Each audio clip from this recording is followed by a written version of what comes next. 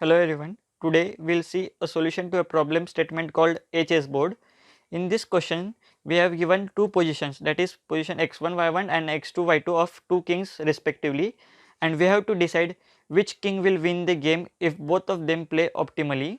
So the rules to decide the winner are: if the position of second king is same as of first king initially, in that case the second king will win the game. Else if the first king can kill the second king in just one move, then the first king will win. Else the both of them would never be able to catch each other as they play optimally, so it would be a draw. So for this statement, now let's see a solution in Python.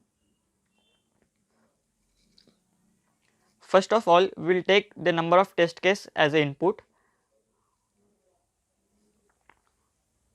Then for each test case we would run a loop, and for that we would use a for loop, and after that we would take input for each test case. The input would be our four coordinates, that would be x1 y1 and x2 y2.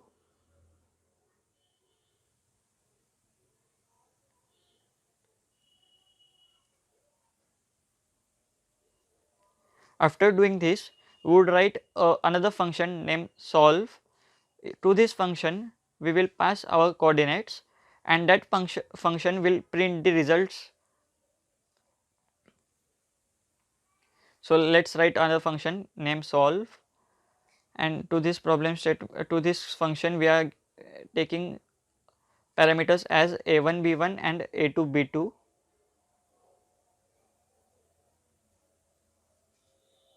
So let's write our first condition, that is if the second king's position is same as first king, that is if a1 minus a2 is equal to 0 and b1 minus b2 is also equal to 0, which means that the position of second king is same as that of first king.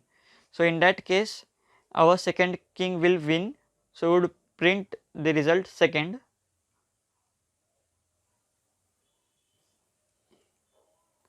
Else if, what we would do is we will check that can king 1 can kill the second king in just one move. For that we would write absolute of a1 minus a2 should be less than or equal to 1, and absolute of b1 minus b2 should be less than equal to 1, which would just make sure that the first king can kill the second king in one move, and in that case we would print the result first. Else what we would do is the both kings play optimally and it's not possible for each to kill each other, so we will print draw. That's it with the code. So now let's test the code. So you can see our sample test case has passed.